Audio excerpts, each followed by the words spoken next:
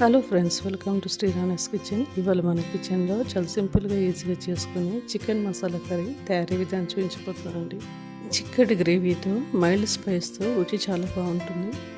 ఈ chicken curry biryani రైస్లోకి, పూరీలోకి, నాన్స్లోకి taste చాలా బాగుంటుంది. ఇక్కడ నేను 750 గ్రామ్స్ నాటుకోడి చికెన్ తీసుకున్నాను.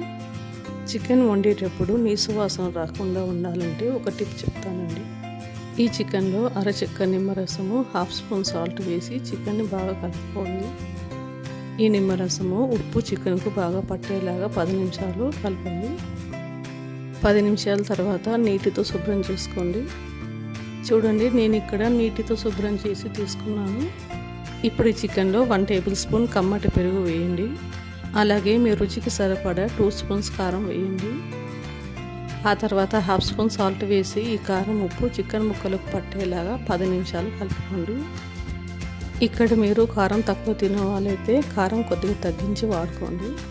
ఇలా కలుపుకోవడం వలన చికెన్ పీసెస్ చాలా స్పైసీగా టేస్టీగా ఉంటాయి. ఇప్పుడు ఈ చికెన్ పైన మూత పెట్టేసి 1 అవర్ రెస్ట్ ఇవ్వండి. మీకు సమయం లేకపోతే కనీసం హాఫ్ అన్ అవర్ అన్న రెస్ట్ ఇవ్వండి. ఇప్పుడు చికెన్ గ్రేవీ కోసం మిక్సర్ జార్లో 3 బిర్యానీ ఆకులు తుంచి వేయండి. దీనితో చికెన్ కర్రీ రుచిగా ఉంటుంది. ఇప్పుడు అదే మిక్సర్ జార్లో 4-5 టమాటాలు ముక్కలుగా కోసుకొని మిక్సర్ జార్లో వేయండి. అలాగే 10 జీడిపప్పు పలుకులు వేయండి. ఈ కాజు వేయడం వలన చికెన్ గ్రేవీ కమ్మగా రుచిగా ఉంటుంది. ఇప్పుడు ఈ మిక్సర్ జార్లో అరకప్పు నీళ్ళను వేసి మెత్తని పేస్ట్ చేసి పక్కన ఉంచండి.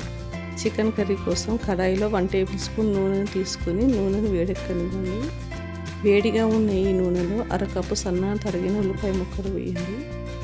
ఈ ఉల్లిపాయ ముక్కలు తొందరగా వేగడానికి 1/2 స్పూన్ ఉప్పు వేసి వేయించండి. చూడండి, ఉల్లిపాయలు ఇలా వేగిపోతే సరిపోతుంది. ఇప్పుడు ఇందులో 1/2 స్పూన్ పసుపు వేయండి.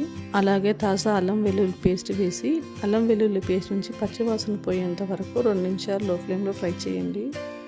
ఇప్పుడు మనం ముందుగా ఉప్పు కారం వేసి కలుపుకున్న చికెన్ని కడాయిలో వేసి కలుపుకోండి. ఈ చికెన్ని 5 నిమిషాలు హై ఫ్లేమ్లో కలుపుతూ ఫ్రై చేయండి.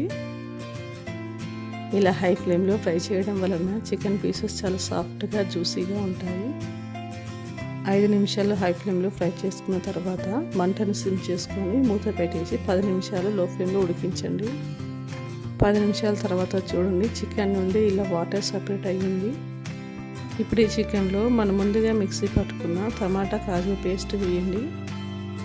టమాటా పేస్ట్ నుంచి పచ్చివాసన పోయేంత వరకు 5 నిమిషాలు లో ఫ్లేమ్లో ఉడికించండి. 5 నిమిషాల తర్వాత ఈ చికెన్ కర్రీలో 2 స్పూన్స్ ఎండు కొబ్బరి పొడిని వేయండి.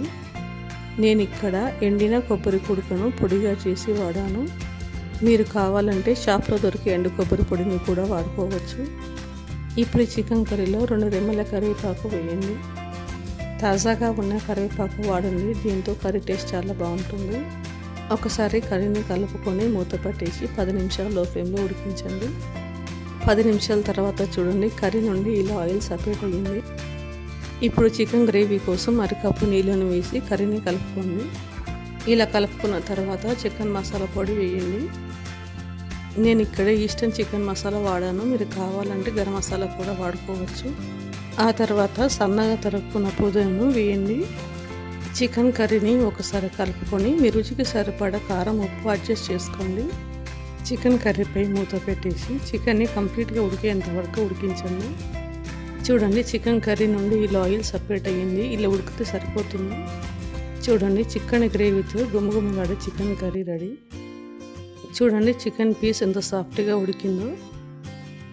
ఎప్పుడు చేసుకునే చికెన్ కర్రీ కాకుండా ఒకసారి ట్రై చేయండి, టేస్ట్ చాలా అద్భుతంగా ఉంటుంది. ఈ చికెన్ కర్రీ మీకు నచ్చిందా? ట్రై చేస్తారా? అయితే లైక్ అండ్ సబ్స్క్రైబ్ చేయండి. మరిన్ని సింపుల్ అండ్ టేస్టీ రెసిపీస్ కోసం మన ఛానల్ని ఫాలో అవ్వండి.